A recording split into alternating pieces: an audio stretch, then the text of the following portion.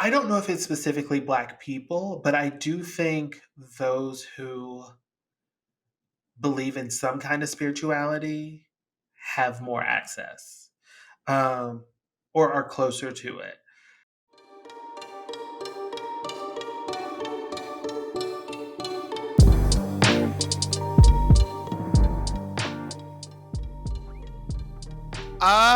Hi, everyone. Welcome to Town Hall, a Black queer podcast, the podcast where we journey through a theme by sharing stories, music, poetry, and art of varying depth and hilarity.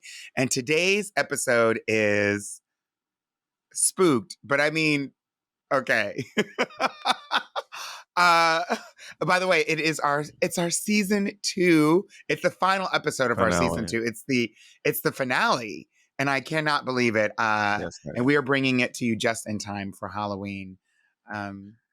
Gosh, Bob, it's our last episode of this. I can't believe it's already been 2 seasons.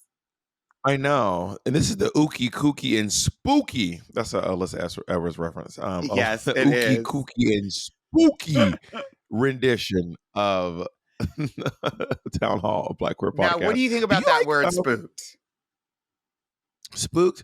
Well, the term spooked has a certain connotation, and I believe spooked usually refers to spooked is like someone's being clocked, and you can spook things and you can spook people. So I imagine if you can, so in the context I know of spooked to be done in, you can be spooked if someone I've heard like people say, "Oh, that trans woman is a trans woman. She's been spooked." I've also heard people say, "Oh, your wig is a wig. You've been spooked. Like that's not your natural hair. You've been spooked." Or they'll or if you think you're getting away with something, if you're wearing fake clothes, like off-brand designer clothes, but it is not really a real designer, you've been. It means discovered or exposed for being a fraud. Yeah, if someone thinks that you're trying to fake something and they caught you trying to fake whatever they think it is that you're trying to fake, then you have been spooked. Yeah, that means you've been discovered. Yeah. But it also, spook was, in my history, has also been a word that has described Black folks in a derogatory way, obviously. What does that mean? What does that mean? I don't know. I honestly don't know the origin of it. If I had to guess, the origin of it is the thinking that Black folks are so dark skinned you can't see them at night, you can't see them in the dark, so they're like a spook. Oh, look, a spook is coming. Look. Yeah. Oh, you've been called. Oh, I've never been called a spook before. Yeah, I mean, this is old. So like spook as a noun as opposed to a verb. Spook. Yeah, you are a spook. Interesting. As a noun, and it makes me think. I mean, I'm thinking that's what it has to do with, because it obviously has to do with the color of someone's skin being Black. I'm thinking it has to do with the darkness of their skin, and like I don't know why they came up with that word, but when I was young, people would use spook and nigger interchangeably. Interesting. I had never heard that one before. Down in Georgia. Yeah. But I did used to. I was trying to. This is obviously a different connotation, but I was trying to explain to someone that my mom called my niece scary. My mom was like, "Oh, she is so scary," and I was like, "That does not mean that she's a scary person. That means that she's full of fear." Oh, so yeah, I've heard when that my before. mom called her. I like, so when mom, I don't know, is that a Southern thing? I like, if my mom calls she's her so scary, does that mean that she gets scared? Yeah, she doesn't incite fear. She is fearful. She's full of fear herself. I've definitely heard it. You are so scary. Did they do that? Did they say that up in PA? Yeah, I know I've heard it. Maybe it wasn't from as a young person, but I've definitely heard it. I don't remember where. I mean, it must have been Pennsylvania or Delaware. But I've definitely heard it. And I think I've heard it more like when I came in contact with folks who are from the South. So it definitely feels like more deep South. It's a racial slur that rose to usage during World War II, also known as the Germans called Black gunners Spookenwaff. Spookwaff. Oh, Why I don't know why. Spook seems to also mean ghost in German. Ah, that makes sense. So maybe that's a little bit of Interesting. information on why it So wait, I'm sorry. Did I hear that right? This like slur or negative thing came up during World War II uh when they would see black I'm soldiers. on uh some dictionary online, and it says that it rose as a during usage in World War II. I don't know if it started, but Interesting. that's what they're saying. So you mean the Germans did something racist? I don't believe it. I don't believe believe you. it. Oh my gosh. So wait, Do you like scary stuff though? Are you into spooky season? you know that I love scary things. I love horror movies, but oddly enough, like I love horror movies. I don't love gory movies, but I do love there's there's not many horror movies I wouldn't see. Let's put it that way. I heard of one recently that was really kind of alarming, and I started watching it, but then it was just so late that I couldn't finish it. What was it? But it's called Be My Cat, and it is a found footage horror film That of sounds like a guy who is obsessed with Anne Hathaway, and he makes a movie to show Anne Hathaway why she should work with him, and it's called Be that's My a Cat. scary Very interesting movie. film. It is. It was a scary movie. Yes, it was scary. I can attest. I was like, it was very Girl, that does uncomfortable to not watch. And I sound was like, ugh. scary. That sounds It was like what makes it uncomfortable is like you can't. There's a moment where you're like, I cannot tell if this is real or not. It wasn't real. You're like, it was not real. But there are moments while watching where you're like, it feels real. Okay. Even though you know it's not real, you're like, this is just too. I'm so uncomfortable watching this. You know.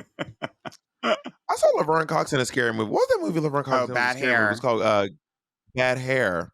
Yeah, I saw Bad Hair at a drive-in theater actually during the Pandemic. during the lockdown, and it was a good movie. I really enjoyed it actually. I dug it. I found it very, very fun. But that was like a horror comedy.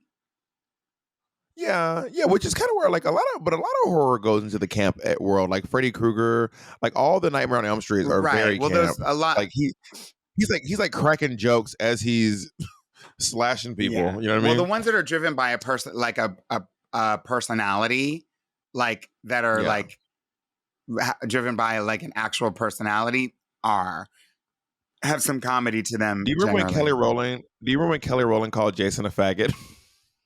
Oh, in Freddy versus in Jason versus Freddy, yeah. He called Jason a faggot.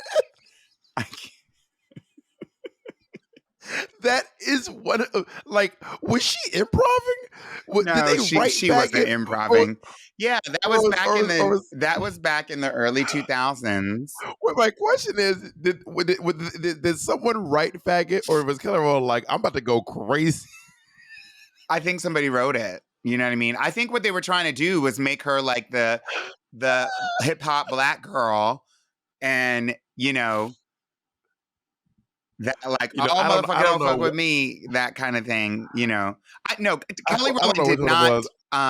Kelly Rowland did absolutely not just say, you know what, I'm gonna say faggot. Like she didn't do that, Bob. You know she didn't do that. It was the early 2000s. I don't know Kelly Rowland person. I can't vouch for Kelly Rowland as a person. I don't know her. If it was that. Cardi B, even if it was New York, then I could see that. But like it was not. It was Destiny's Child, which was like the sort of reincarnation of En Vogue, which is like very classy black girl group that was not cursing and talking about sucking dick and talking about getting fucked in that. Like that was not like fuck you, faggot. That's not like their normal how they.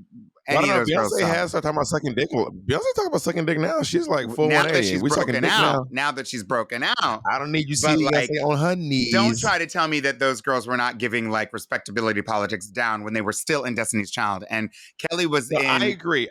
Kelly was still in Destiny's All I'm Child saying is when I she said can't that. vouch for Kelly. I don't know if it's true or not. I'm not taking a stance. I don't know. All I remember was watching it being like, oh, It was wild. Yeah, but I'm sure they wrote that I for still her. love Kelly. Even if Kelly improved it, I still love her. I know, is that horrible? Even if Kelly was doing her big one, I No, still it's think not horrible. I still love Kelly Rowland. Yeah, but she definitely didn't improv that. I would be so surprised if she turned around and just said that. Well, she would never cop. She would never cop to it. Let's put it She this would way: never if they cop to didn't improv write that. it and she improved it, they would have edited it out.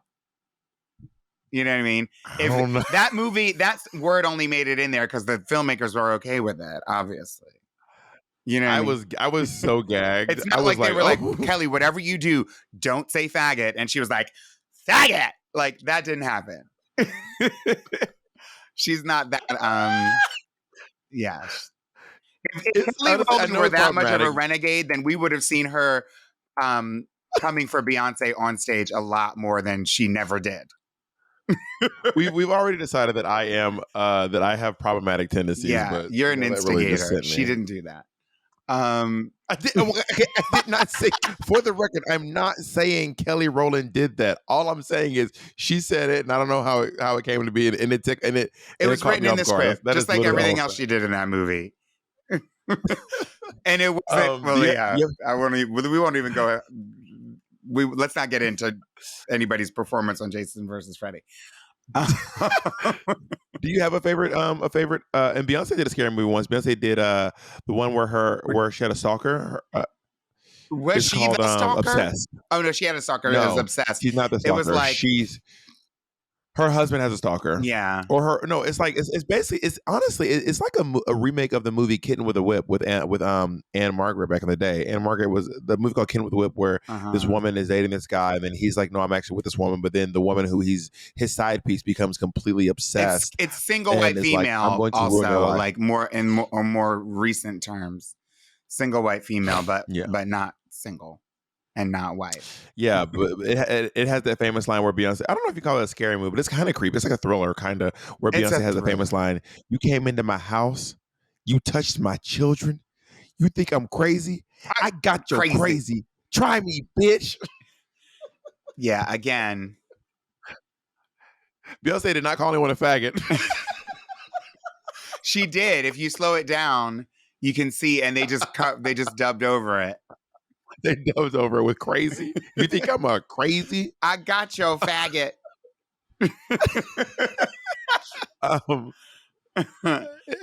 So none of those are my favorite. Well, you asked me what and then you answered. Oh, you're right. Sorry, I did forget. We're on our tangents. What is your favorite scary movie? I don't have a favorite scary movie. Oh, really? Mm-mm. I don't have a favorite. I mean, I have some that I think are some of the best I've ever seen. Oh, can you name me one of those? I can't reserve a favorite because then if I have a favorite, then I can't. Then it means I'm not open to. You've chosen. Yeah, I've chosen it. Yeah. My top 3 are Return of the Living Dead because it's, I absolutely love it. It's like the perfect balance of like camp and horror, zombie horror. Zombie is my favorite genre. I do have a favorite genre, which is zombies. Oh, really? I think The Conjuring was one of the greatest horror movies of all time because That's my favorite. It was a genre. It was like genre defining. It was like a new era of horror film, and it really, stands out. Like, now I won't get scared if I watch it, but like. At the time, especially considering that like it was emerging after like all of this Saw and Hostel and all this torture porn in the early 2000s, which was just like about Saw ripping was kind of classy. Mm-hmm. Saw was classy with the torture stuff. And by the time it was classier than Hostel. The first one, right? Hostel was insane. Hostel is just torture Saw porn. and Hostel are definitely in the torture porn, like technically both in the torture porn category.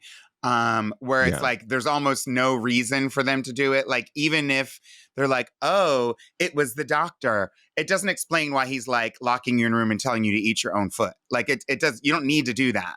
And so it is And torture porn. you put a foot in her mouth with this one. She put a foot in that one. She really put her foot He in her really mouth. put his foot in his mouth. So, and then the other, and then the one that I think is the most successful horror movie that I've ever seen is Hereditary, because I'll never see it again. It was so scary. I will never see it again, ever. I will never. I still haven't seen Hereditary. I still haven't seen it. All I know is that one clip where really? Now you know I'm about to go watch it, right? Yeah, I mean it's I can't even say it's good. It's so spectacularly done that I was afraid. And in real life, like, I never want to see that again. Well, I just remember that Toni Collette. First of all, I didn't know she was Australian. I had no clue Toni Collette was Australian. We discovered that back when she was doing United States of Terror? No, with I See Dead People. M. Night Shyamalan's first movie. Oh, she's in that movie? I haven't seen that movie in so long. I haven't seen that movie in so long. But Bruce I didn't Willis, realize M. Night Shyamalan, I See Dead People. Yeah, it's called Sixth Sense. Yeah. And all I've seen is the line, the clip of Toni Collette going, all you have is that fucking face on your face. She's like, I am your mother. Don't you ever curse at me, you little shit. Oh, from Hereditary. From Hereditary. And I've just seen that clip on the internet over and over again with her going, and all you have is that fucking face on your face. Honestly, she ate that scene. She's a brilliant actress. She doesn't really we don't see her that often in a lot of different things. It's like few and far between that she works. And I know your sister is dead, and I know you wish you could change that, but you can't. Yeah, she ate that up. No, that was.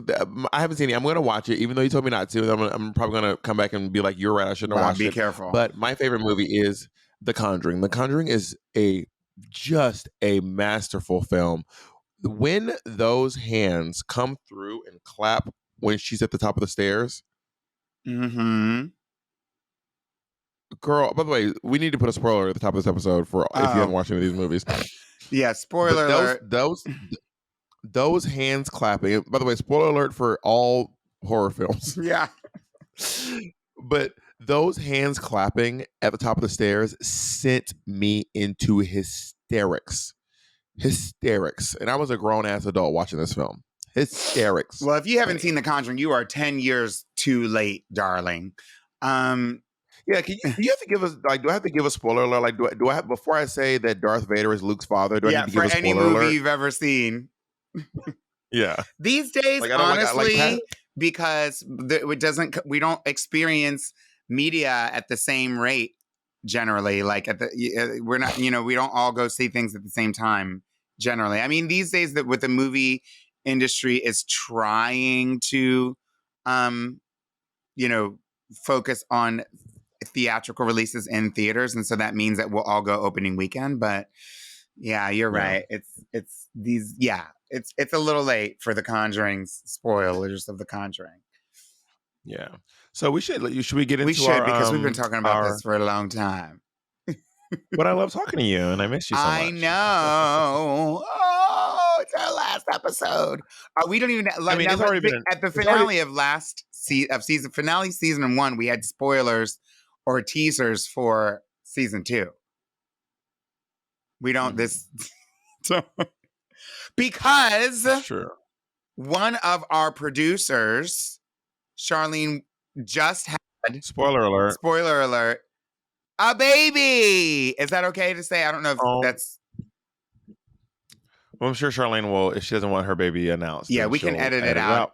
Sorry, she'll have a minute. One of our producers just welcomed a newborn into the family of Town Hall Black Queer Podcast, and also into their own family, and so congratulations.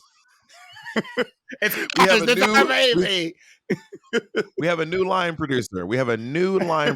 And Darling, we're so young. The baby's not good with spreadsheets. I got to be honest, darling, and we got to work on that, darling. All right, so let's get cracking. Our first guest will be Marcus, and Marcus is an actor and a singer, and also the assistant company manager for The Shark Is Broken. Please welcome Marcus Alan Wynn.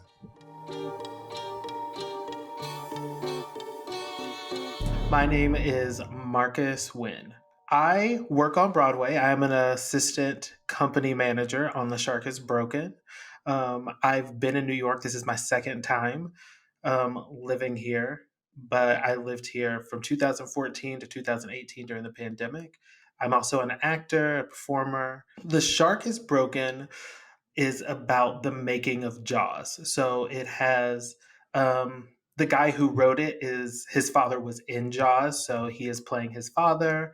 And there's a couple of other Broadway stars who are in it, playing Richard Dreyfuss and Rob Schneider. I love Jaws. It's such a good movie. I went down the rabbit hole of watching Jaws 1 and 2, but I didn't make it to 3. Jaws is not scary to me. I think although I am afraid of the ocean, I will only go up so far on my body in the ocean. Jaws was not a scary movie to me, but I would say The Craft is probably my favorite Halloween movie. Seeing these four different girls trying to like fit in, but were also the outcast. Like everyone wanted to be the girl who was the real witch. Like that was the thing. You want to be the person who has the actual powers. You don't want to end up like Nancy because she was crazy. I grew up in Kentucky. I grew up in a very small town. Almost everyone that I went to kindergarten with, I went to high school with, I graduated high school with. So I think there was a little bit of feeling like an outcast. I was in the band. I was in the marching band and a theater kid. I did not come out until I was like 30. I grew up in the church. And it just wasn't something that we really talked about. Definitely growing up in the South, no queer community whatsoever. I think you always, when you're looking at your classmates, speculate who might be gay, and it's not until you're adults that now that we have Instagram and social media, being able to see who's like, oh, I was right about that person, or I definitely wasn't right about that person. But a lot of the people that I feel like I kind of thought might be gay definitely turned out gay. I came out when I moved to Los Angeles and I worked at a summer program in California and worked there for a long time. And just being around another or a large group of artistic people, a large group of artists of all different kinds, you meet different people and you start things you've already known about yourself for many years start questioning, and then you're searching for those answers, you find those answers. And the first person I told was my best friend. We sat on the back steps of the place that we lived in LA, and that was the first person I told. And she was so accepting and so loving, and it was a really great experience. And then I came to terms with it myself, which was also really exciting because I think growing up Christian and black and southern, like you hold all these stigmas of what you're supposed to be, and then you kind of figure out who you are, especially like in your late 20s. These are conversations that I have with a lot of people in their late 20s of like figuring out like this is who I am and I finally can accept myself. I think I am pretty connected to the other side. I have a lot of experiences that tend to happen, but the one that I wanted to speak on was when I was in college and lived in Louisville, Kentucky.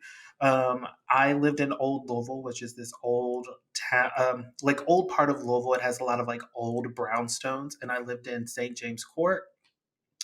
And the building that I lived in, the story is it used to be one of the tall apartment buildings, and everyone was up in arms about this building being there. Um, and it ended up catching fire. And so when it caught fire, the top levels burned, and they found a boy in there who had been frozen. He's the ice boy.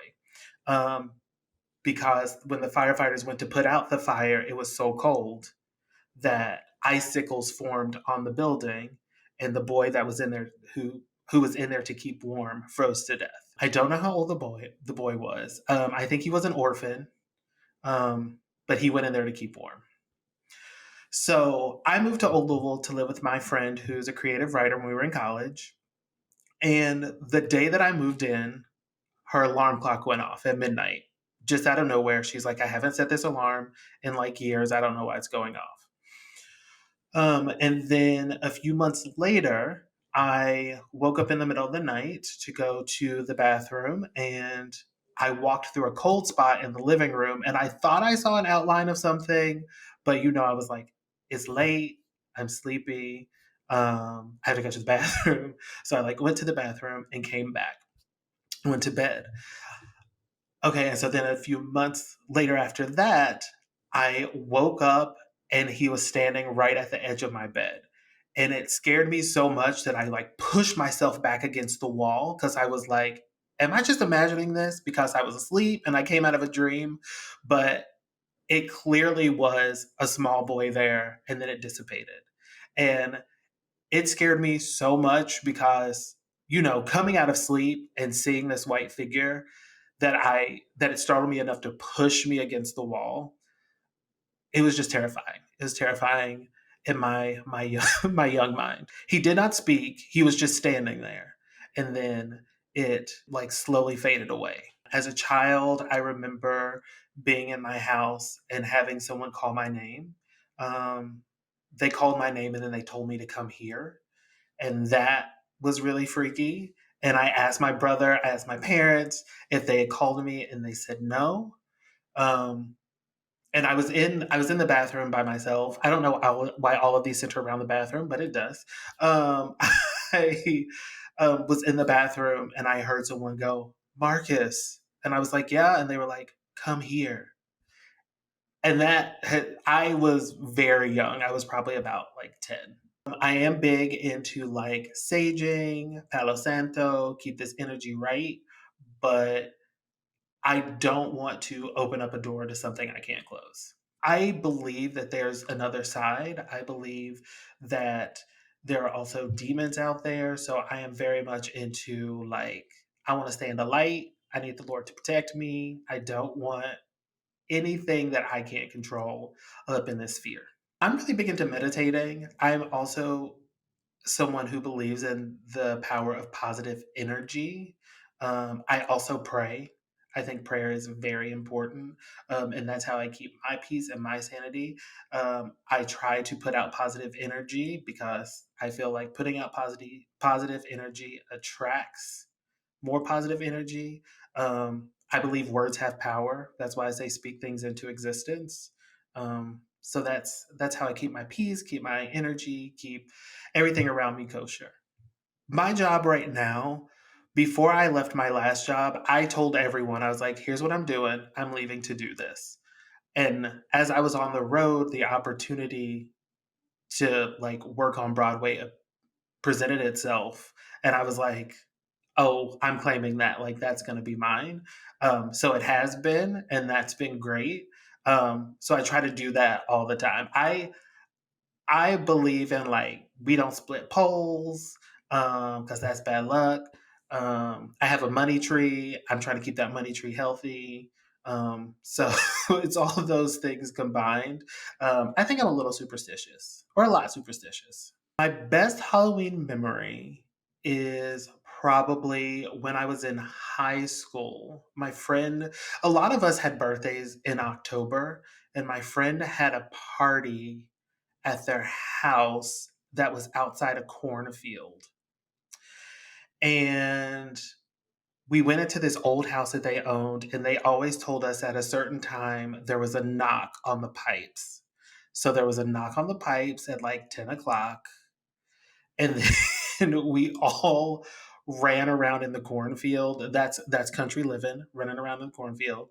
Um, so that was probably one of my best. Or also, like, I used to love raking paths in the leaves of the front yard of our house so that when like trick or treaters came, they could like walk the path. And my like brother dressed up as a dummy and laid on the front porch. And as people came up to get candy, he would like jump up and scare them. Like those childhood memories, I like love. Love, love, love. My town does have a legend. Um, the legend is there's this old house on the edge of a cemetery, and the windows on the top floor they're all painted white because the story is this girl got dressed for prom and it rained on the prom night and she cursed out God and he struck her with lightning and you can see her outline on the window. Um, so on rainy nights, when there's lightning, you're supposed to be able to see her outline. So then they had to paint the windows white so that you couldn't see them. I feel like I went home recently and they took the paint off because I look every single time it's raining. I'm like, I want to see if this girl is going to appear. I think they put a cutout up there just because we have this legend, but that is the legend of my town is that a girl got struck by lightning for cursing out God. So my town is Russellville. I grew up in Russellville, Kentucky. So that's that legend. Old Louisville is very, very old. Um, my former dance teacher actually told me a story about how her house was haunted and how she had a vision of seeing this little girl get hit by a horse-drawn carriage. Then they brought it into her house and like laid the girl on the floor. Um, so especially Old Louisville, it's all historic, all those old brownstones that they've turned into apartments. So every time you go into someone's apartment, you get this eerie feeling of like, oh, this has history because, you know, certain woods, stone, they all hold since memory. So that's why I'm also very iffy about what I get from an antique store because all those things hold hold feeling, hold energy, hold memory.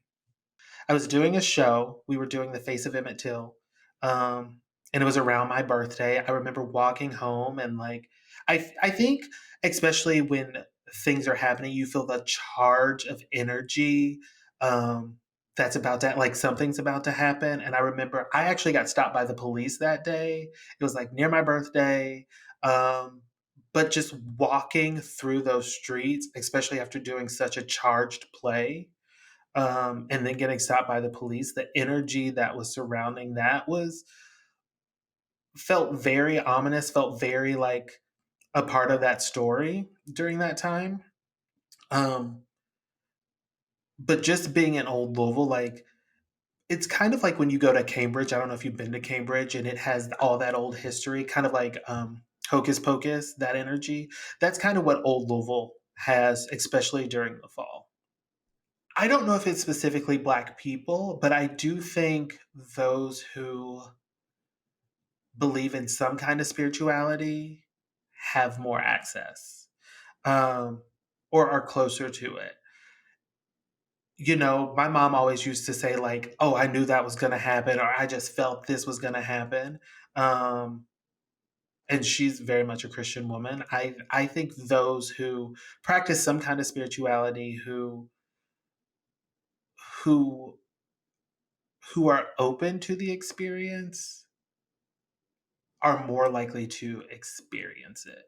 I can't say necessarily Black people, but I do think people who are open to it are. Um, I mean, me and my boyfriend joke like, even when I'm cooking, like, well, what do your ancestors say? How much seasoning should we put in this?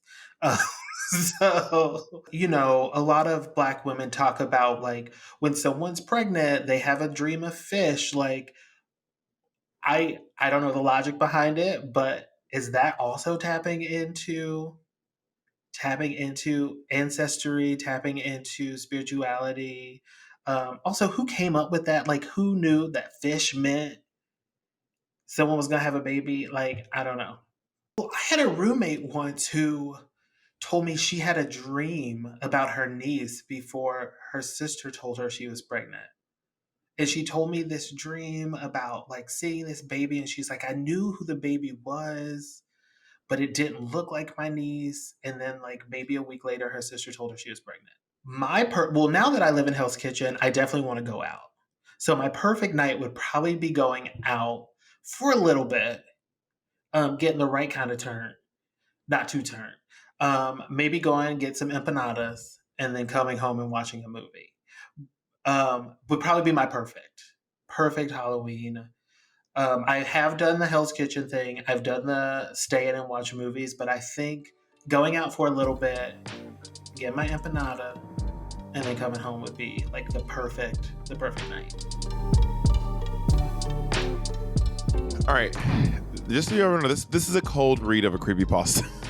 So No, wait, explain what creepypasta is to internet. people, because I mean, unless Okay, I'm the old so lady in the room, creepypasta- which I am. Well, creepypasta is not new. Creepypasta is actually is been around for quite a bit. It's just an internet lore thing, and somehow when you write these short stories on the internet, they have fallen under the title of creepypasta. They're not published anywhere. But also the thing about a creepypasta is that a lot of times some people don't know who wrote the creepypastas. You kind of submit them anonymously. So Oh. creepypastas are kind of essentially like the knock knock jokes of the internet.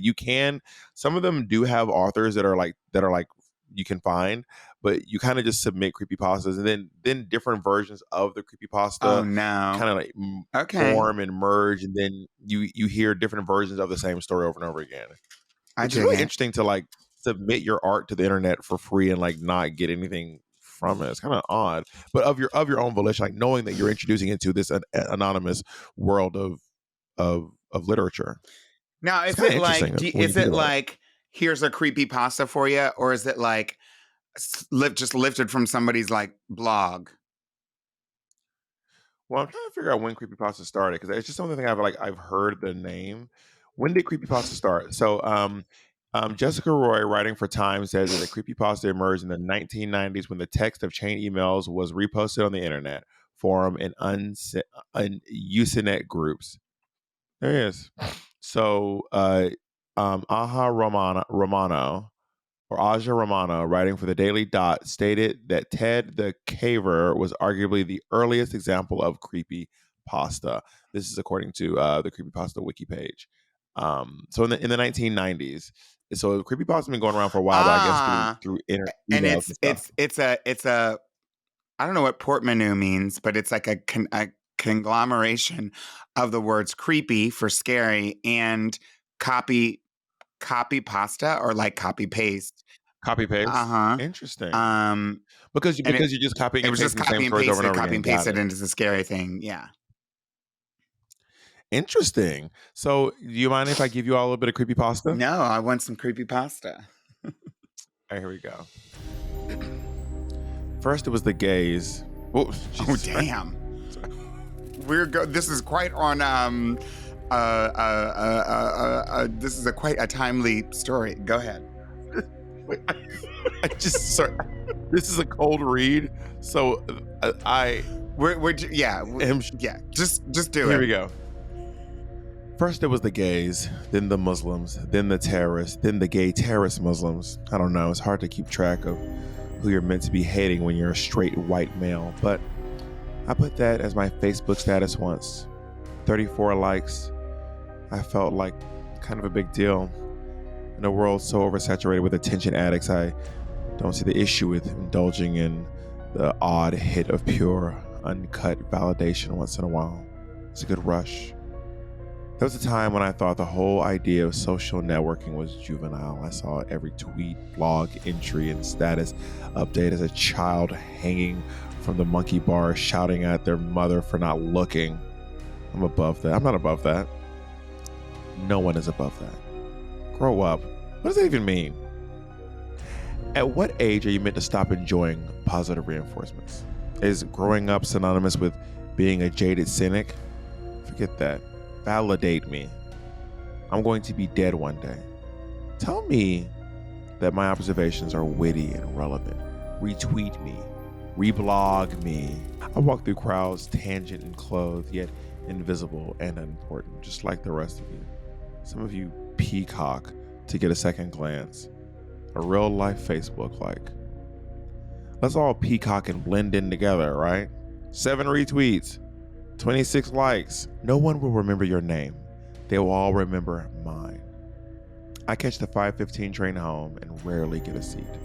The train ride home is the only time it is socially acceptable to grind on passengers 5 retweets, 17 Facebook likes. I return home from work around 5:45 every weekday, lock the front door, finish the last of my commutable cappuccino, and place the cup in the recycling bin. I remove my tie and drape it over the coat hanger on my living room door. I undo the top button of my $8.99 shirt and breathe a sigh of relief that the workday is done. I pull my iPhone from my pocket and scroll absently for around 5 minutes, and then I head to the basement. It's quite a nice basement. It's spacious and insulated. The floor is laminated and kept clean, and the walls are decorated with art prints and watercolor canvases. Check out my Instagram when it's all over. Maybe you'll like them. The smell isn't great down there sometimes, but that's a means to an end. I can deal with the smell. Soundproofing. That's the important part. After entering my basement, I turn right and head for the wall. There will always be 2 objects of interest that I approach. One of them will usually be moving, the other one silent. With my iPhone still in hand, I open the camera and I hold it landscape, tapping the screen to gain focus. I take several shots just to make sure I get a good one, and then I lock the screen. The one that moves usually begs me to let them go. They bargain and they plead. Sometimes they come onto me. I gesture to the silent and still one tied up next to them. I pull out the swollen black tongue and turn the gaunt, lifeless face toward them and remind them what they are, all that they are. It doesn't matter how many followers you have on Twitter. When you're tied to a radiator in my basement, 12 retweets. I wish I could see their faces when they find out. I make the live one watch as I fill the small bathtub in the corner with lye. I make them watch as I untie the dead one and drag them over to the tub and slide them in. I then leave the 2 of them together overnight. By the morning, all that's left is a brownish black sludge and a few brittle bones. It's always too much for the live ones to stomach. I tell them again, it's all that they are. Sex, gender, race, religion, whatever. You all look the same after a night in my tub. I've been documenting the whole thing from the start, just a few more, and my blog can go live. I don't know what I'll call it yet. Social macabre, maybe. I don't know. I'm going to be critical of whatever name I choose either way. Once I share it, the internet's going to explode. I'll be viral. A social media pandemic infecting the feeds and personal profiles of people all over the world. They'll forget the names of my art pieces, but they will remember my name. I might even get my own hashtag. I realized halfway through that I was supposed to sound straight, and I just sounded so gay the whole time. I was like, "Ooh, straight white male." I was like, I'm not giving. Darling, the tongue comes out and they come on me. Because Mama, let me tell you one thing, honey. When you were in my tub, Miss Mama, you're sludge, honey. Honey, let me read you down to the ground. I'll read you down to sludge, Miss Mama. Let me tell you one thing, honey. Honey, let me tell you, when I give straight white male, honey, I take little Miss Mama. I put him in a tub full of lye, honey. Lye. I call my tub lies of an alley, honey. There's so much lye in it. All right. What did you think of my cold read? I thought it was good. I don't really understand the story that much, but I mean, it was very, it's quite the sexual predator. It seemed like. I think he's a serial killer for sure. Yeah, and I think that he doesn't have a lot. I think he actually longs to have a big social media presence, but he does not, and definitely. he gets his revenge on you not clicking his like button, and maybe on people who do have a larger social media following that he traps them. Maybe, I don't know. Tied to the maybe wall. He traps influencers. I don't know. Maybe he only traps influencers. Thank God I'm not influencing anyone. Thank God no one's influenced by what I'm doing here. Yeah, I can't get above. I can't. Well, anyway, We're safe. We're safe. I'm safe. Should we bring our next guest in? Let's do so. Okay. Darby Rose is a video editor and producer who's passionate about intersectional feminism, community, self-advocating in the workplace, helping BIPOC and marginalized folks thrive, and her own self-care. From 2018 to 2020, she ran the film community Color Film, which connected folks to share tools and support self-advocate in the film industry. And since 2017, she's been directing, editing, and producing music videos, documentaries, talk shows, and lately making her way into genre-bending narrative films. And she's a proud Virgo, born and raised in Oakland and the Bay Area, and currently lives in Los Angeles with her cat, Lestat. Check out Darby Rose. I'm Darby Rose. I'm a filmmaker based in Los Angeles, born and raised in the Bay Area, Oakland. I spend a lot of my work focusing on music videos with indie artists, other types of projects ranging from talk shows to political short docs with other on-the-ground folks. And yeah, just keeping my ear to the ground, foot on the ground with local artists. I think I knew when I was queer when I would watch The Sandlot as a kid, and I always mistaked my crush for Benny the Jet as a crush, but I think I really wanted to be him in some way. I think another big moment I knew I was queer was I used to go to a camp called Rock Camp for Girls in Portland, Oregon.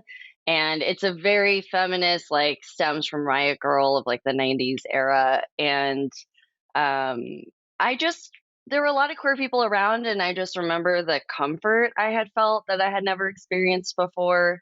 I went to that camp every summer after that, and I volunteer to this day with Rock Camp for Girls, and just trying to be there for other kids who are just also having those moments where those moments don't always get to exist comfortably outside of that space. So yeah, I mean, I also will add I feel like a late bloomer in a way too. Like I've always known, but I didn't like come out about it until honestly like a year ago in 2022. So it's a little new for me, but it's also not because like all my friends are gay. So it wasn't a surprise to anyone who was around me or didn't know, quote unquote. Well, the project I'm most proud of was this short documentary piece I was like commissioned to do by like an environmental nonprofit, and the budget was very low, but the people were great. They were called Rachel's Network, and they had awarded a number of women and folks who were leading efforts in environmentalism, and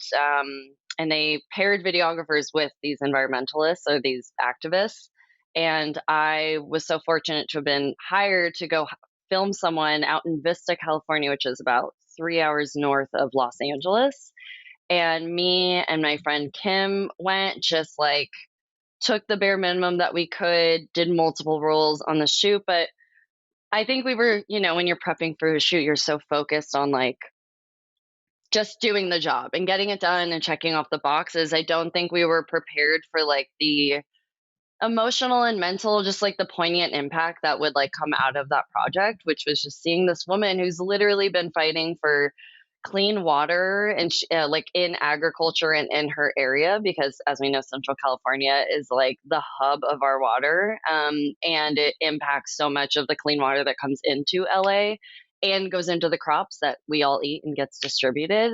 So it was really amazing to be with this woman. And it was also amazing. One of the reasons I love working on docs and political projects is because they're not like on camera talent. So it's always just like a meaningful challenge to like work with folks who are just like, I just want to be behind the camera and do my job, but like to get them to find themselves on camera and to share their story because their stories are so incredible. So it was a really amazing project. We mobbed out there at like 6 a.m. and like mobbed back at like 7 p.m. It was a long day.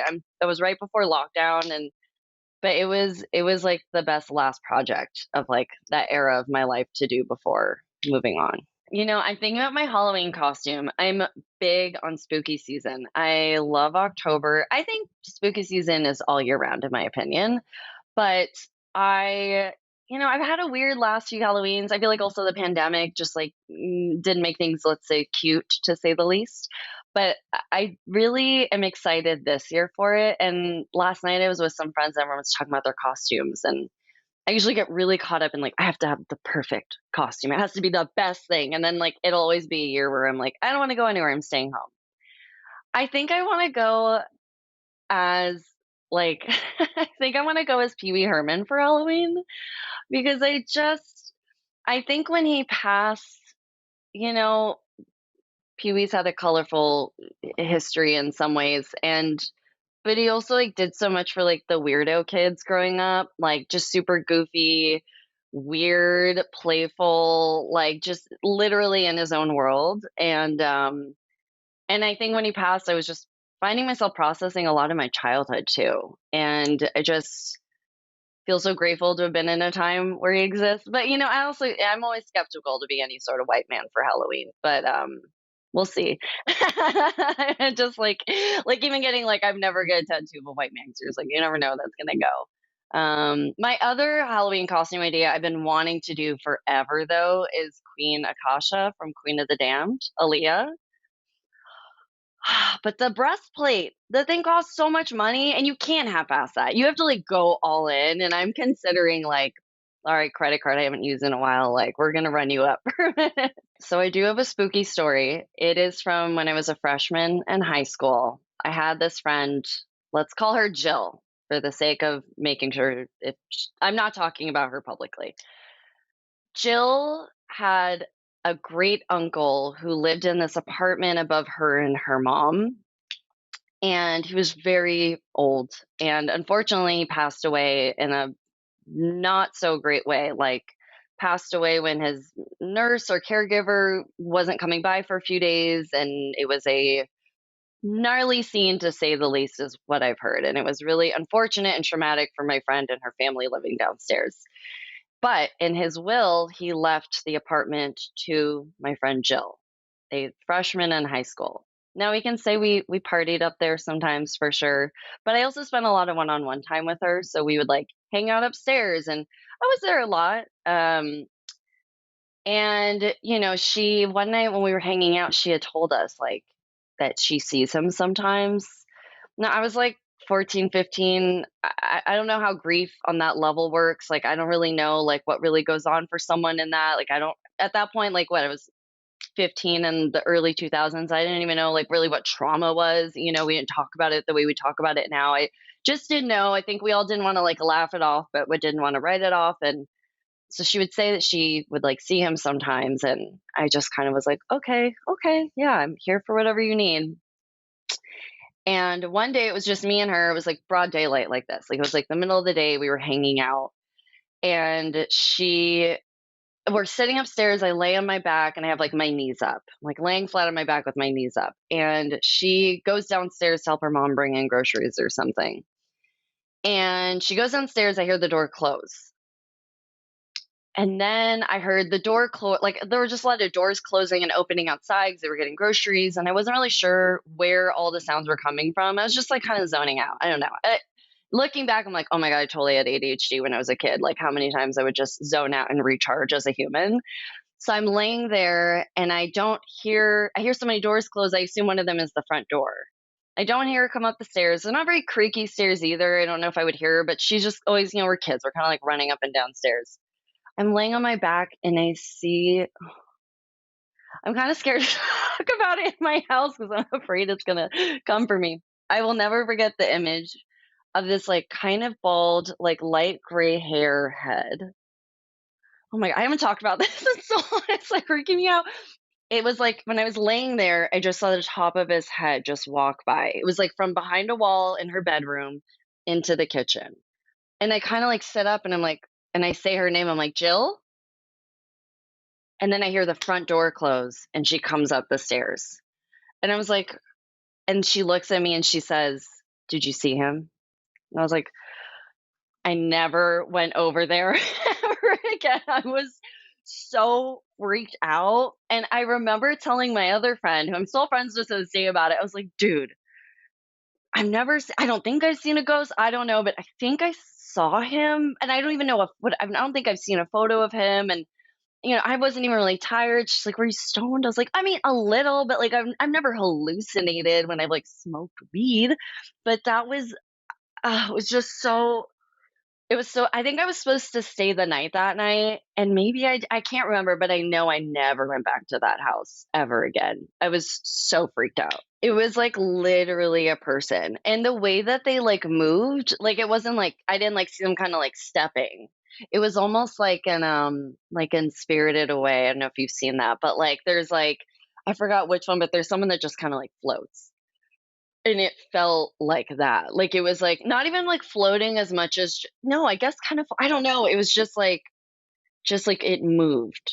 Like, I just saw the top of that. I didn't see eyes. I didn't even, like, see a body. I just remember, like, seeing it because the angle that it was at, and it was like this like I said, there was a wall in a bedroom and then this little walkway and another wall into the kitchen. So when my legs were up, I only really had that much space on both sides of my legs to, like, have seen, and I just remember seeing it and just, like, passing.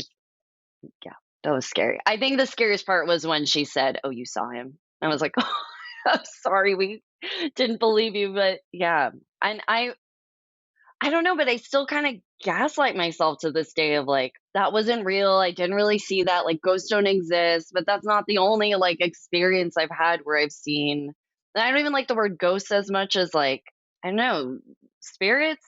I mean, there's all the things about like, cats can see other dimensions and cats are like staring off into things. And, I don't know. I'm definitely processing more and more as I get older about like, what plane are we on? How do planes and like dimensions and things like that work? What are we perceiving? How does perception work? Like if we're seeing a sky and it's blue, but it's really like was it like gamma rays or something that's reflecting it to be the color that we see? I don't know, dude. There's just a lot there that the pragmatist, the scientist in me, the analyst refuses to accept what I saw was what I saw, because it's so scary that if that is what I saw, that means that there's something beyond us that, I don't know, just terrifies me. I had another experience when it was like a few years ago. My mom and a couple friends of mine went to New Orleans for my mom's birthday, and there were a bunch of us, and my mom did the very nice due diligence of like getting us all like our different Airbnbs and booking, because she just like had a good idea of like how to get us all placed around. So she had me and my best friend of like my life. She put us in this cute little like Airbnb. They have like back little like houses and stuff, and we were just gonna go stay there one night until we like our bigger Airbnb opened up or something. And so we go there and we're kind of like going into it's like a big building, New Orleans, like really old buildings, and then these little ones on the back. And we go in and we go out to dinner, whatever. We have our whole night, but we come back into the room later in the night. And we're like, it's kind of weird in here. I was like, I don't know. I think it's just because it's like tucked off the street. We're like, yeah. It's just because it's off the street and in the dark corner. It's fine. We're fine, And we go to bed. And my mom had told me that ghosts have been seen in this hotel, which I was like, isn't that all in New Orleans though? Like, I mean, it's just ghosts everywhere, it's just like so a part of the culture there. And I've been to New Orleans many times and I've never experienced anything. And so we go to bed, and in the middle of the night, we're sleeping, we're sharing a bed, and there's like a doorway and it's kind of open, and through the doorway you can see the doorway of the bathroom. There's like a living room between, and the door's kind of open. And there's not like I said, we're off the street, so it's not like lights are coming in or reflecting.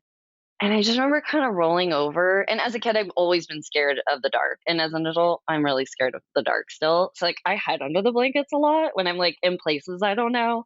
But I'll like get a little air hole. But anyway, so I didn't do it because I was like, I'm gonna be a big girl, I'm gonna be brave. So I like look out, I like wake up in the middle of the night and I notice my friend sleeping, and I kind of look out and I see this like, I still don't know how to like describe it. It was like this like light, like a hue almost. Like a very dim light that was like a white hue with like a dark gray center. And at first I thought it was like my eyes adjusting to like the bathroom light or something. And I realized the bathroom light wasn't on. There was no light, and there was no light on in the entire place. There were no night lights. I checked the next morning, there were no night lights. And I kind of see it and I'm like, and it kind of like moves, like it kind of like passes like past the bathroom and deeper into the living room. And I was like, okay, I'm so tired. Maybe I'm just gonna go back to sleep. So the next morning I wake up and my friend just like rolls over and she's like, "Did you see anything?" I was like, I thought she was just kind of joking, and I was like, No, I don't think so." So you don't think so? I was like, I don't know. I think my eyes are adjusting. I'm tripping, whatever. And she was like, I definitely saw something. And I was like, can we not talk about it till we get out of here? She's like, yeah, yeah. So we just like get ourselves together, pack. Like we had only stay one night, so we didn't have much to do, and like we didn't really like we barely brushed our teeth, washed our faces. Let's just get out of here. We can go like get freshened up at the Airbnb.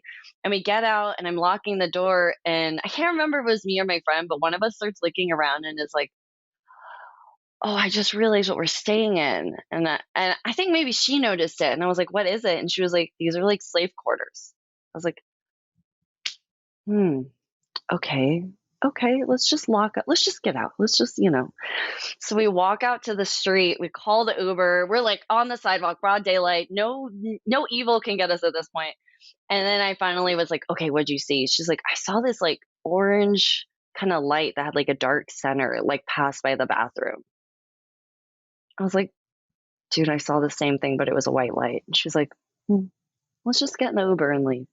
And we never really talked about it again because I think we were like so freaked out. But also again, perception. Why did she see orange? Why did I see white? Did we see the same thing? And like why do we always have this assumption that ghosts are like people or in like or as actual people, but I'm like, wow, they can like exist as lights or something. I don't know. And then I started having these theories. I was like, maybe there's people who just like never got the closure they needed to like move on and da da da. And that one felt more scary because I was just like, was it in the room with us? Like, and I've wanted to look it up because I typically look up stuff that it like scares me to like help me have like information about it. And like when I had like my first sleep paralysis and like experienced like a person like like preventing me from breathing, like I had to Google it because I was like, what the heck is going on? What is my brain creating? What is it pulling from? What are the neural pathways that are crossing around? But yeah, that one was scary. That one was just creepy. And it's weird because we've never really talked about it again. I think we're just like, let's just let that be. You know, there's not much more to say, but I wish well for those spirits and whatever they need to like get the closure and move on, or just like get the space to like live whatever part of existence they're in. Cause it's weird. I think Black people are typically more in tune to everything and anything. And I think queer people are also, but I think the communities are so different, you know, between like Black community and queer community, and the intersection is, you know, not always a place that exists, or if it does, it's not like a place that like is centered around joy and thriving. But I do think what I do love about New Orleans, I'll say, is like I do love the culture of in this I can't think of better words in this moment to say, but like I like that like slavery is just so normalized there. Like it feels like I feel not gaslit about the experience, and like how prevalent it was or is there, and like the culture, not the culture, the residue of slavery. But I just the relationship of like New Orleans or like Southern culture to like death is so different. I mean, it's same with like, you know, I'm Mexican, and like Dia de los Muertos is just a celebration of death. Like, you know, and I think even this is my very surface level example of like when I forgot his name. I think Wilford Packer is his name. He like produced the Oscars in a couple years ago. It was like the Will Smith year. And he like made I mean, him and I think her name was Shana Cowley was the other co-producer of the Oscars. They made the most beautiful in memoriam experience performance ever of the Oscars, and it was like a all black choir. No, I think it was kind of mixed, and everyone was like in velvet 2-piece suits, and like I think Jill Scott was there and like singing, and it was like celebrating like the lives that these people lived, and like obviously there was some like more poignant, more emotional moments in it, but I do think like Black people a are more in tune to things. I just think that whiteness just like comes in. So for me, in my experience, whiteness comes in so much and like gaslights me into feeling like making my experience feel fear. And I wonder if I'm feeling fear about seeing that friend's uncle, or like seeing these spirits in New Orleans, is because like I'm not like raised in a culture, my Mexican side's like I'm a little more distant from them, but I'm not raised in a culture where we like embrace and celebrate death. So like it's not normalized, and so I do feel like, yes, afterwards I'm like, well, that was just freaky because I know what it is, but I do think that's why like I research stuff, because then I can like understand like what it is, and also break down my fear and like break down my stigmas on things. um but yeah, I mean, we're so in tune to so many things. I mean, like, let's just talk about like, if I see hear something scary, I'm not gonna walk towards it. Why? I didn't go check out that ghost. I didn't go follow my I was like, I'm gonna just stay right here where I'm supposed to. Yeah, that's a really good question though. I'm gonna keep thinking about that because we are really in tune. I'd be so curious, like, what that exploration, like, I'd love a documentary on that. Like, why is that? Where is that? What does that come from? And like, is it perpetuated or supported, or is it like, I don't know. Like, I think that like whiteness just instills so much fear in us and like tries to like make that the overhauling like emotion. And I feel that way so much right now because I'm literally like trying to dismantle fear like based like decision making, but that is like just so much of whiteness. White supremacy at its finest. All right, it's your turn. It's your turn to Should I do cold a read some creepypasta. creepypasta? Okay, here we go. Mm-hmm.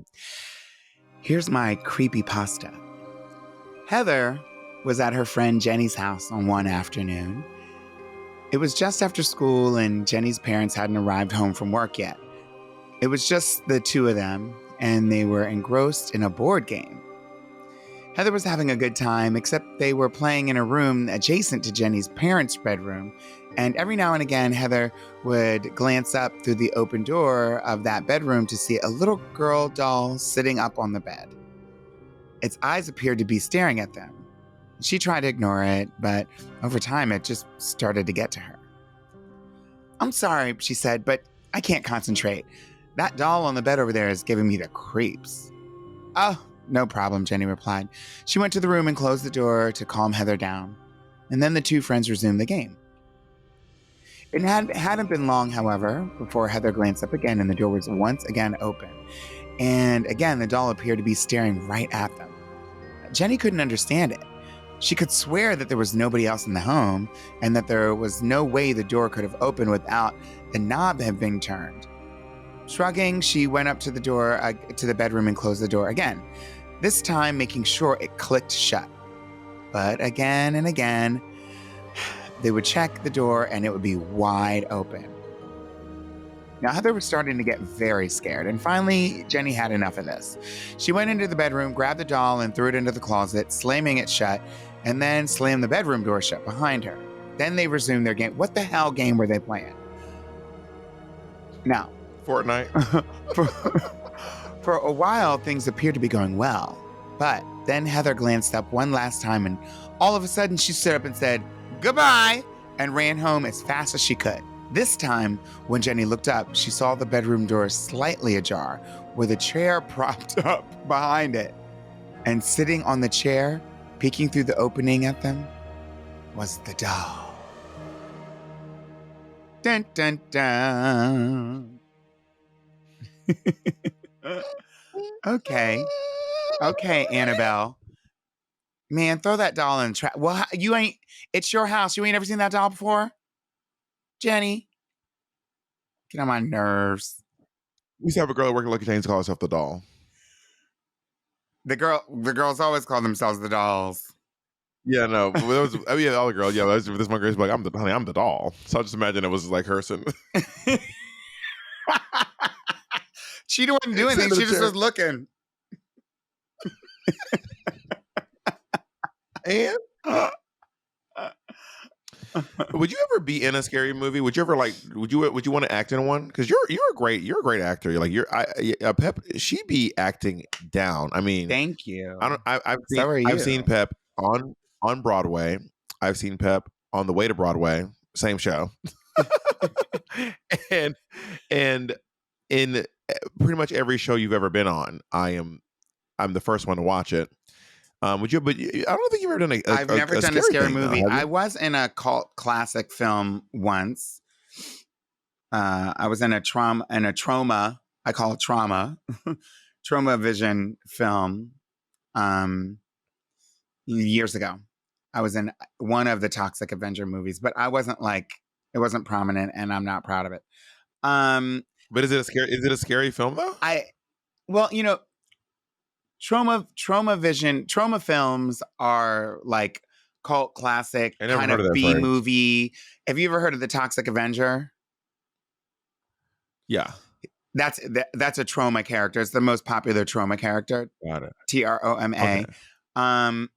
But the trauma film the film company is notorious for it's a B movie company, and so like I mean these days B movies don't that term doesn't mean anything I think to people, but Yeah.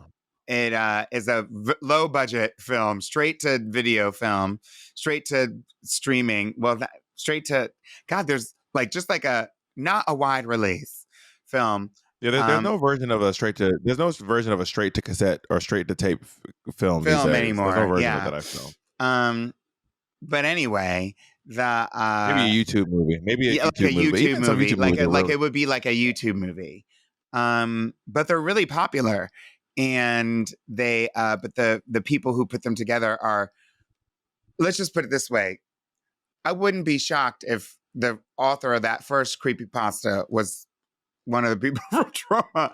There've been quite a few lawsuits and complaints. I don't know about lawsuits, but definitely complaints and claims against them that are sort of either unethical or predatory. And I experienced some of that on set. Like it was just really tough. So I'm not very proud of it. I got coerced into doing something I just did not want to do. I hate that. But that was the only one I'd ever been in. But I watch these horror movies, and I do watch them, and I often think to myself, would I really want to lay there and like act like I'm dead with blood coming out for like hours? Because that's how long, like to make a 1 second clip, it takes an hour to film it. And so a lot of times I'm like, not really, Yeah. And yeah. So I don't know if I would do Well, I one. feel like I'd have to get a lot of money to do it. A lot of the scariest scary movies, there is no blood. The less blood, in my experience, the scarier the movie. Like The Conjuring. Like The Conjuring. Like very little, but it's just like, but I bet it's also a lot less exciting to film those than people think. It's like really quiet days on set, and like you're in like the darkest room, and you can usually see them like the killer. Like it's not like you don't know what's going to happen if you're an actor. Yeah, and so like what's going to happen. And I think a lot of times it's like a whip pan or like a camera reveal, but like the actor sees the person there the whole time, so they're like acting like they don't see them, and the camera's following their face, and then they turn and there's somebody there, but they knew that they were there the whole time. So it's kind of like, okay. But I mean, I still love watching it. Would you do a horror movie? Yeah, well, let me answer that question. I made a TikTok video about how dancing is kind of silly when you think about what you're doing. Dancing? But honestly, when you think, like sometimes when you look at dancing without music, it's like, this looks silly. But also acting, when you step back and think about what acting is, it's like, this is silly. It's bizarre. It's like it's the most unnatural thing. Henry Cavill is on a green screen talking about something. Like, you're not Superman. You're not flying. You're just like on a green screen talking about something. Like, girl, you look so like this is like, and he's dead ass. He's like Henry Cavill is doing this. He's like, there's no lasers coming out of his eyes. Yeah, I think my favorite was Superman 2 with the actors that were playing Non, Zod, and Ursa, because there's a moment where they take their power. They're from Krypton, and they have the same powers as Superman, and they come to fight him. And so they have the same powers. It's like, he's evenly matched for the first time. But then there's a moment where their powers get taken away, and they don't know it. So they're like, I'll get him. And the powers don't work, and they're trying to like do lasers out of their eyes and blow all hard, and it's not working. So in the movie, it's not even behind the scenes, just like in the movie, they look kind of silly. Like, hey. So to answer your question, would I ever do a scary movie? So me and my friend Assad Yaqub, I know and love Assad, who is an amazing whore, Lebanese whore, a little bit of that, but also a great director as well. We actually tried to make a film. We tried to crowdsource, maybe probably 7 or 8 years ago.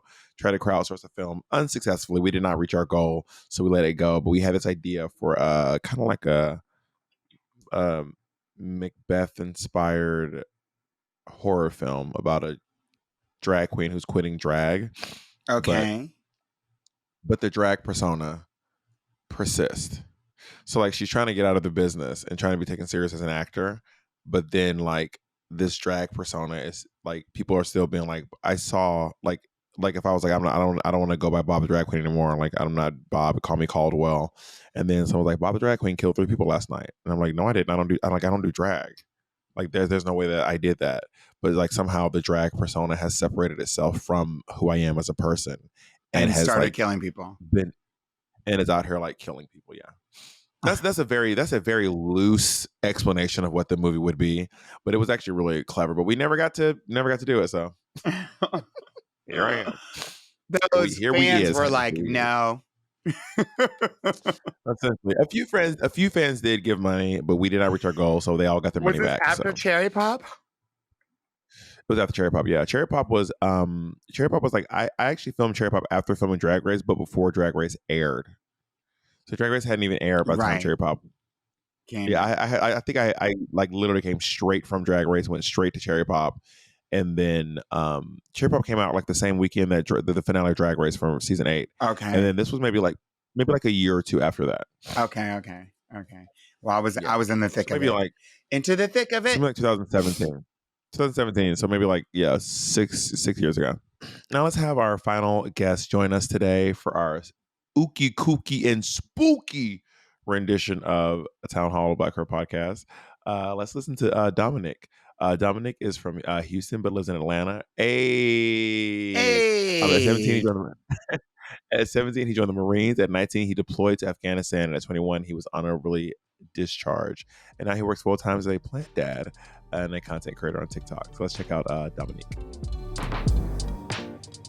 So my name is Dominique Alford. I go by Dom. I'm originally from Houston, Texas. I've currently been living in Atlanta, Georgia for 8 years.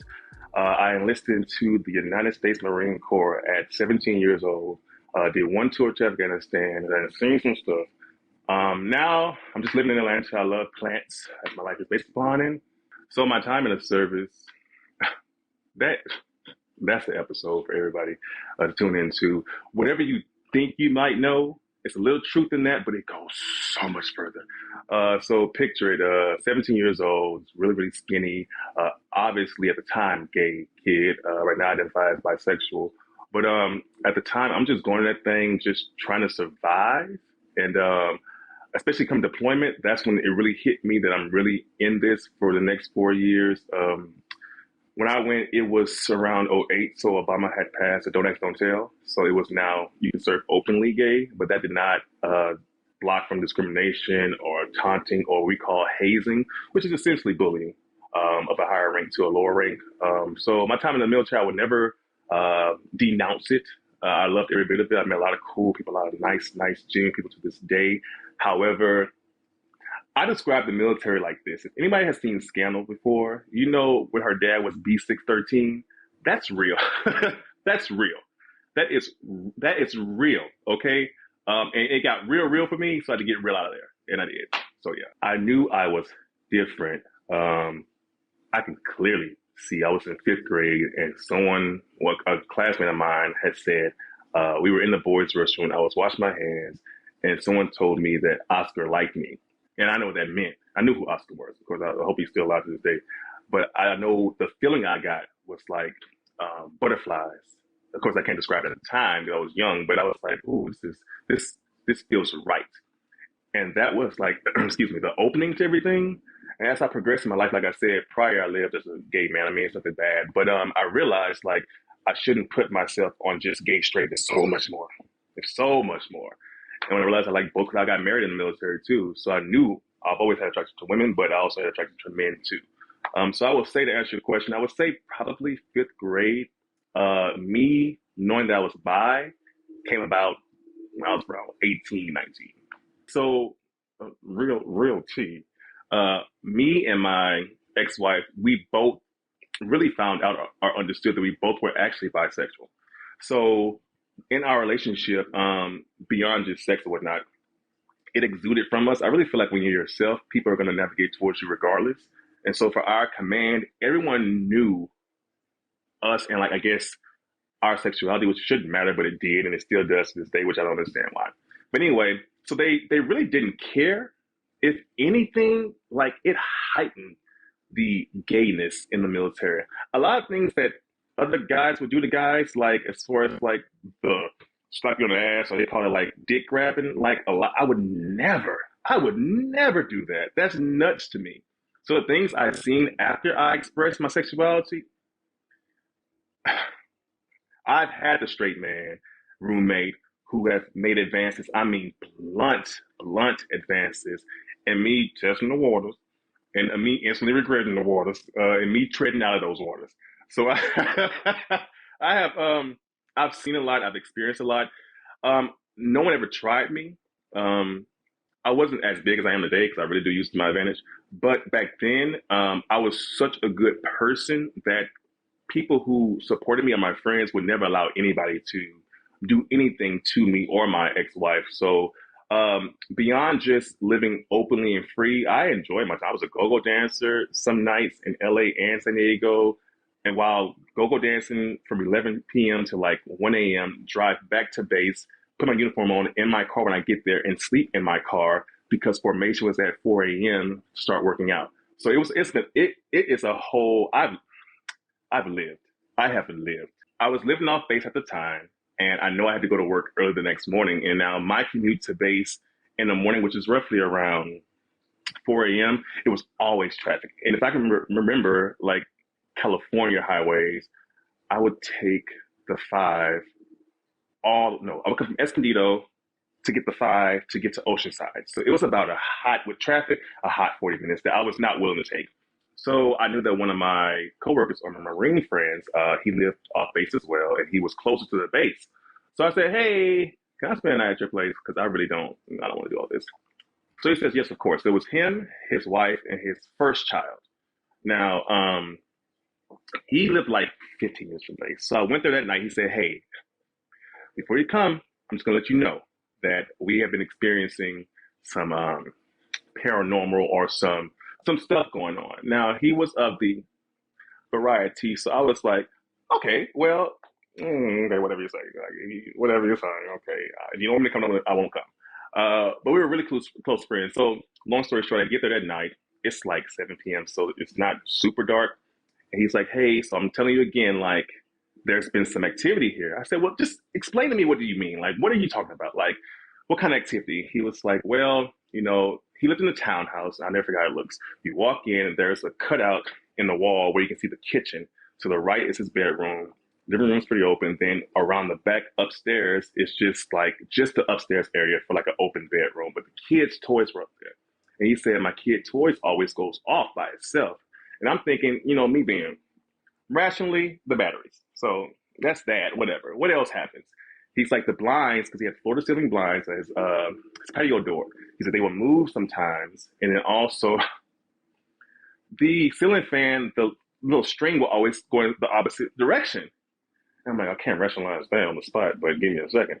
So I said, okay, I'm still fine with that. Like, I don't want to go to base. So he closes the door, him and his wife and his kid, they go in the room. I haven't done this in a long time. So I don't know why I did this, but I slept on the floor, which I wanted to, but close to the door, just in case. Just in case. He closes the door. He leaves the light under the stove on. You know, the typical. We leave the light on under there. I said, just leave it on for me, just please. So I'm sitting there. My goodness.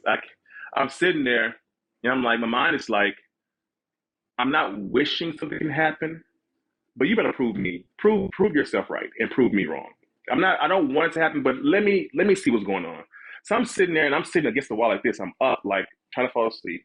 And he had a ceiling fan on, and I'm looking, and of course the little string is going around. I mean, it's not anything different. But also the blinds started moving. And I'm like, okay, what it could be. You know, the air, of course, from the ceiling fan, duh, logically, that's what's happening. So I cut it off. They stopped for a while, but then the little dial starts going around the opposite direction. The fan is off at this point. There is no circulation. The air is on, sure, but the vent is so far back, it could no way reach that. So again, my mind goes rationally, okay, it's the aftershock of it turning off. You know, it's starting some rate, but then start going faster. And I'm like, I'm not scared. Okay. My heart's going a little bit. But I think sometimes if we don't know the unknown, we'll try to rationalize everything that's happening. So I was okay, that happened because it stopped going and it's going in a circle. Oh, it's going the opposite way, but faster. You know, it could be something. And then the blind started swaying. And I mean, it's not anything you would not describe other than they're really moving. Like you just came from outside and you're closing it back. It was that kind of thing. And I'm like, okay, well, if he said this is haunted, why would he still stay here? Like, I wouldn't stay here. But again, I mean, everybody's discretion. So I decided to stay still. I still was going to be there. I didn't mind that. That's cool. Okay. I fell asleep, and then I fucking woke up. I will never forget this. Whatever fucking toy they had, it did like a laugh.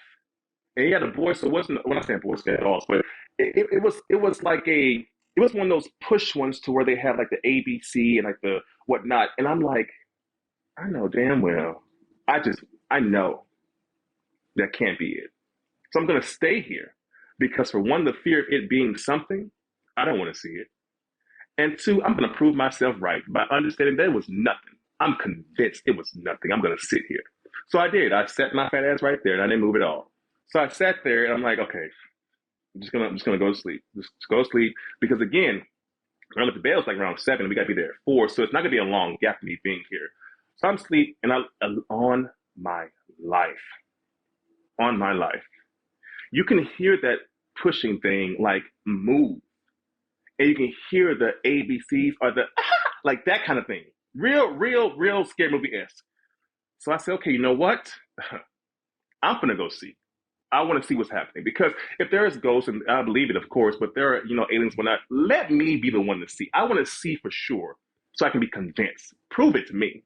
So I walk up the stairs and I can see everything, but it's still kind of dark. It came out like it rolled out some. And you always tell yourself, I watch ghost stuff all the time. I'm not immune to it. I'm very believing of all of it. But you say to yourself, if that would have happened to me, I'm gonna stick around. I'm gonna see what it is. I want to know for sure. I literally just said that when that junk came my way, straight to his door. Hey, I'm gonna go ahead and sleep in my car because I don't know. Well, all this is, it's drawing me to a pause, and I really don't want to do all this. He said, I told you, man. He was so calm. Again, he was so calm, and I'm like, how can y'all stay here? Fast forward to literally the next day. We're both at work. He gets a phone call, and his wife is frantic. And this is when I really became a believer. Frantic, scream. You could hear it through the phone. So they put it on speakerphone and say, "What's wrong? What's wrong? What's wrong?" She's like, "We're locked in the bathroom right now. We can't get out. Something is beating on the door." And I'm just like, and it's like 5 of us all listen to it. And I say, I told y'all. Because I told all my coworkers when I went to work, y'all listen. His place is haunted. No, I'm serious. Because this is like, not saying it's a certain year where things can be haunted, but this is like 2012?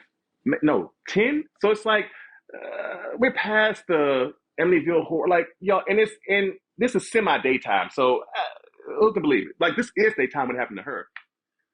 So he's like, calm down, calm down, calm down.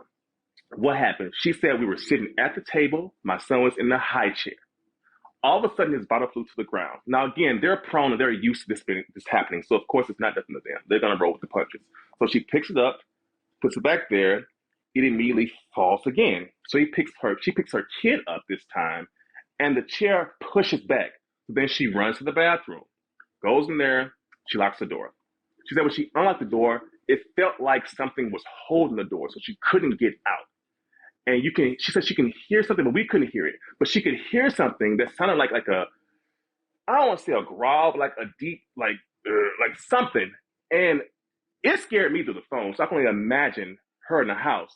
And I said, hey, bro, why don't y'all move? And he said, I don't know how true this is, but he said it was some kind of clause in that complex in their lease where it kind of like hinted to something, but they wouldn't say it like verbally. So my mind first went to, this is some kind of ancient ground or something. Y'all are on, they built this on something, like, but they wouldn't disclose it to him. But that was the first, like that to me, to experience that. I didn't see anything. This next thing I saw some shit, but I didn't see anything. But I understand for sure when people say I feel something. I feel something dark. I feel something that's not evil. I feel it, and I felt that shit when I was walking up those stairs. And I'm such a goofball that I just try to laugh at everything and be like, oh, okay, well, yeah.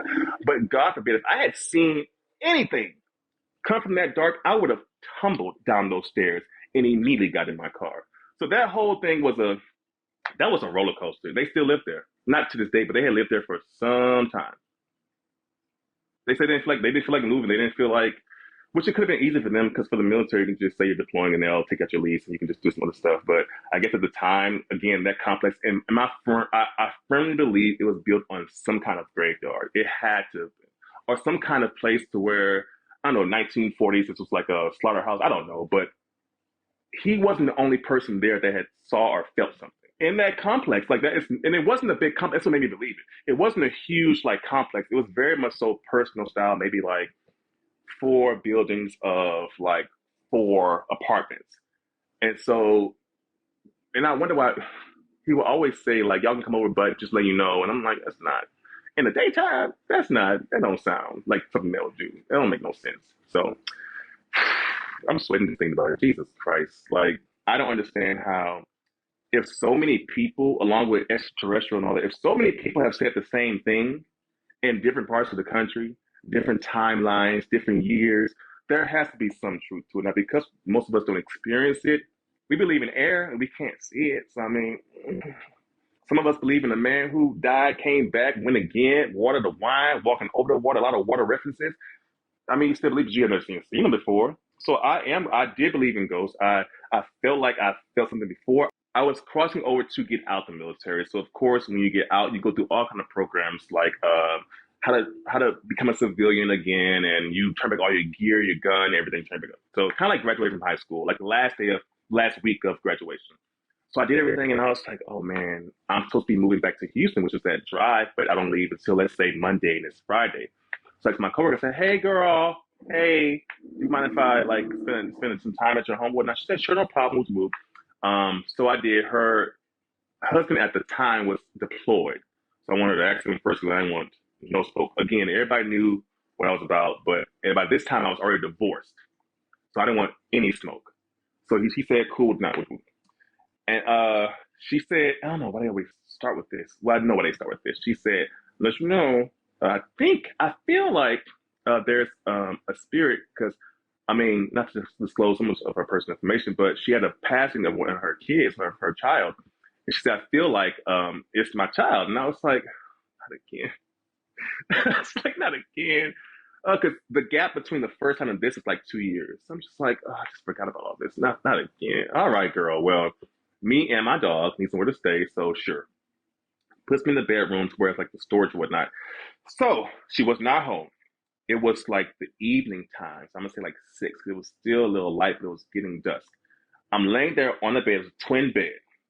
My dog, who was a French Bulldog pug, was right by my side. I had my laptop open, listening to Adele. I would never forget. It was Adele was playing. And so I thought I was asleep. But I know that it felt like I literally just blinked and I was up again. But I'm assuming I was asleep. All I know was I was on my side and I opened my eyes and I could see and I could hear Adele and I could see my dog, but it's as if I wasn't up. It's like it's like you're looking from an out of body experience, but I can't see my body.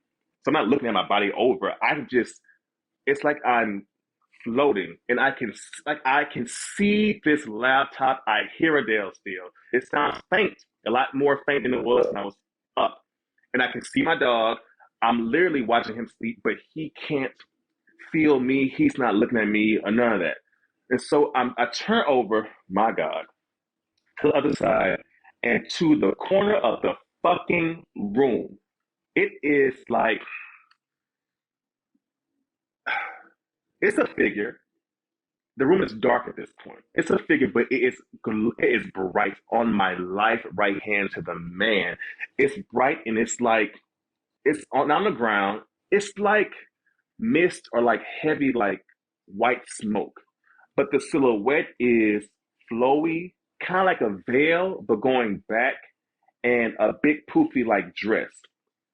And you can see a silhouette. So I'm assuming it's a woman because I can kind of see hair too. It's weird to say, but I put a picture to it.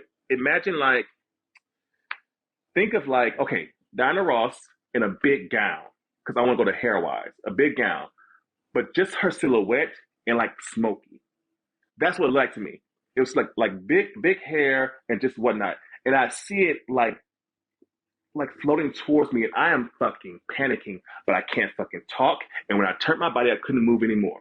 I can look, I can't fucking move. You hear people all the time. I felt like it was a pressure on my chest where I couldn't move. I didn't feel pressure, but I know on my life I wanted to run out of that room, but I could not. And as that, I would say, bitch. As it got closer, I felt calm.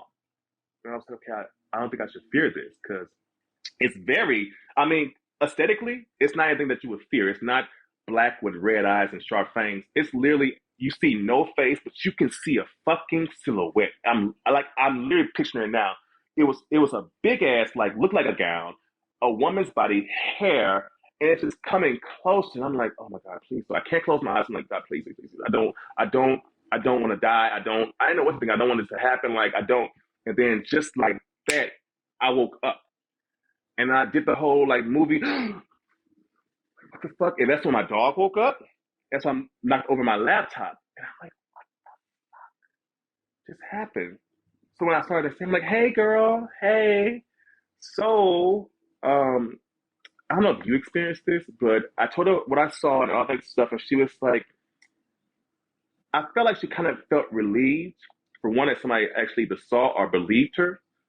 But two, you could kind of feel like she felt at ease after I told her. I don't think it was evil. It felt like it was just like trying to reassure me or calm me, but I didn't feel like. And she started crying. I think she felt like, or she believed that it was her, of course, her child or whatnot. And I said it could be.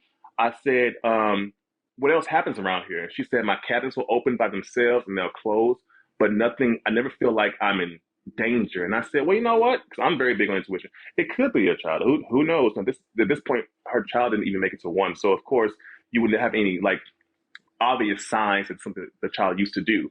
But I said, honestly, it could be. And then it was so great because like a year later, another child, and I loved it for her. But yeah, that for one, that right there, that instance, I said, no one can ever tell me ever again that ghosts aren't real. No one could. I don't care who you are. No, I know what I've seen. That's why I'm always going to believe somebody until you prove me otherwise. And I mean, aside from paranormal, if just because I haven't experienced or seen it, I believe you. Because the worst thing you can do is not believe somebody who tells the truth. And that right there, I literally got goddamn goosebumps. That made me feel reassured, but also let me get out of here because I don't know if this is the base or this area or this the branch itself, but I never experienced anything. Knock on wood. I never experienced anything else paranormal outside from that. Intuition, yes. I really feel like I'm in tune with a lot. I'm not a medium by any means. I'm not a spiritual analyst. Uh, but there are some times I'm like, I feel a presence. I feel something. Let me tell you, this right here, can't leave home without it. I mean, that's the power of pine saw. I feel all kind of like, because you can feel. We are the best. We can feel energy through literally an object. And we know, no, I'm not going to this house, or something my gut, something tells me I'm not supposed to do this. So at best, I'm not. And if I was, then I would never know. But I know for one thing, and two for sure, I'm not doing it. So yeah, that had this intuition has gotten me up, and I ain't stuck. So yeah, I might do my next tattoo with Black intuition. That might be my next tattoo. On God, African spirituality, which they meant theme voodoo as bad. I don't see it as bad. I think people whom fear us deem it as bad, so we think it's bad. But I do think we are more in tune, even if we don't think that it's in our blood. But we're also, as a people, very rational too. So we give the benefit of the doubt just about everything, you know. So even if someone doesn't believe, we'll still hear them out enough to try to connect dots that may have happened in our lives. But again, I think whereas some people are just, no, that can't be. That's absolutely not. Like, no, proof or no proof, mind you. No, it can't. It can't be. So I do think that we are more in tune. I think we as people are a lot more spiritual. We tend to, whether good or bad, we tend to dive into the realm of ancestors, our past family members, sometimes a figurative like personality as well. Will bestow whatever we might want to receive spiritually from them, and the more we'll learn, the more we'll know why we actually inherit that too. I firmly believe that. Wow. Okay. Okay. I dig it. We had some great guests and some great um moments.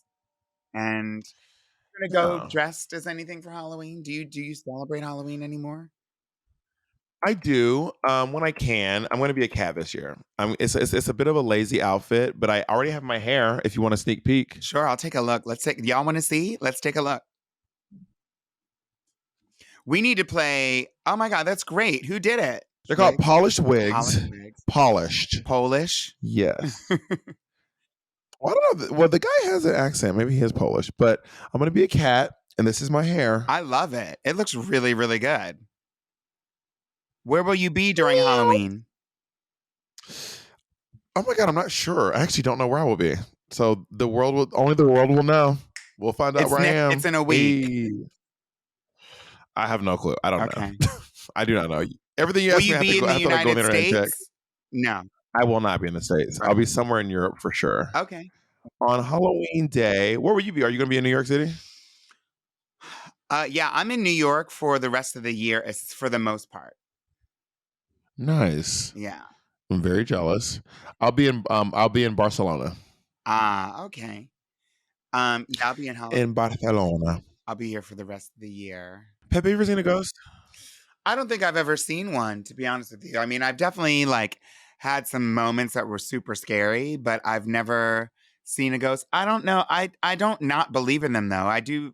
I'm a spiritual person, so I do believe in spirits. But I don't necessarily think of like ghosts as people that are like trying to just have nothing better to do than to try to hurt people, but yes, they exist as well. You know, I will say this. When I lived alone, I felt like I lived alone for not super long, but like I felt like something about having a person live with you. When they're not home, you're like, ooh, Oh, I'm yeah. by myself. Yeah. But when you live alone, you never think about that because you're always by yourself. Yeah. But when you have a roommate, you're like, ooh, what was it? What was that sound? Who was it? Yeah. You can't tell if they're coming. Renee, is that you? Yeah. I mean, literally. I've been in a house. I've been like, and there's nothing more annoying. There's nothing more fucking annoying than living with someone and they do something and you call their name and they don't respond. It's like you need to fucking. It's like Jacob, and I'm like Jacob, and then he's like, what? I'm like, bitch. If that was you, you need to say something because you almost got stabbed. Let's keep it a buck, homie. If I call to see if it's you, that is I'm warning you. 2 Jacobs away from, but I am 2 Jacobs away from going into panic mode. Okay, so if I call your name, you need to acknowledge that you're in the home because it's about to go down, baby. Speaking of going You're playing with your down, own life. we're just really grateful that you all have listened to us for 2 seasons, and let us know what you think, like in the comments, and share our podcast. If you have a friend that hasn't listened to it this season or even the first season, then share it. Go back and listen. We could always use more listens and more streams and more shares. We want to grow our podcast just like a little baby who just joined our family. So congratulations to our fabulous producer who just gave birth. Yes. And we want to say thank you for a wonderful season to all of you listeners, and of course to our producers, our executive producer Chasey Marquez, senior producer Charlene Westbrook, congratulations, our producer Corey Nixon, post producer Amelia Rittaler, and music by the fabulous La Femme Bear. Thank you all so much for listening. We'll see you next season.